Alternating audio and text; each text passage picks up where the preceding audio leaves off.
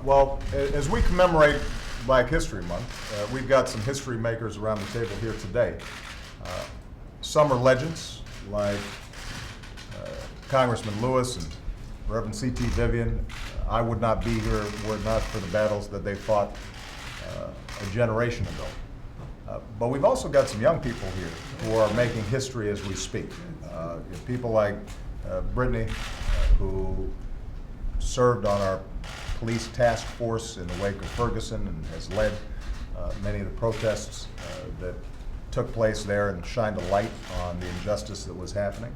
People like DeRay McKesson, who's done some outstanding work mobilizing in Baltimore around these issues. And to see generations continuing to work on behalf of justice and equality and economic opportunity is greatly encouraging to me. And a lot of the discussion here today focused on the possibilities of completing criminal justice reform. We've seen some outstanding bipartisan support, both in the House and the Senate. We want to see if we can get that across the finish line this year.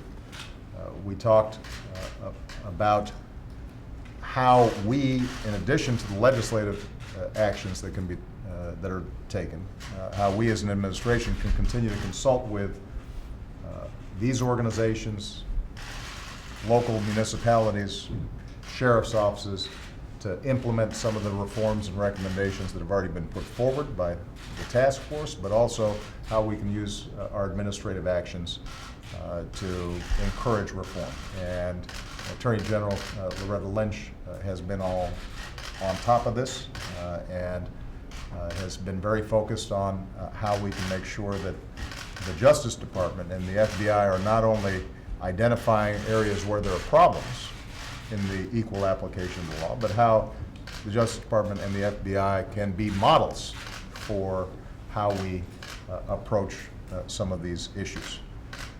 We also had a chance to talk about education and the ways in which we want to ensure that we break this school to prison pipeline and start creating a school to college to jobs pipeline. It has to start early. It means that we make sure that we have a culture in all of our schools that values diversity, values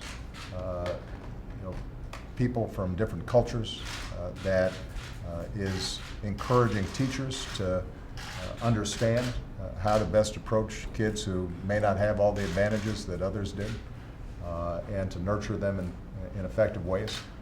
All of these things require resources, and so we tried to describe for these organizations how our budget is reflective of many of these priorities. But overall, what I am most encouraged by is the degree of focus and seriousness and constructiveness that exists, not only with existing civil rights organizations, but this new generation. They are some serious young people. I told them that they're much better organizers than I was when I was their age. And I'm confident that they're going to take America to new heights. My job is just to make sure that I'm listening to them and learning from them a little bit, and hopefully working together across divides of race and party. We can make sure that we're living up to our highest American ideals. There's no better way for us to celebrate Black History Month. All right? Thank you so much, everybody.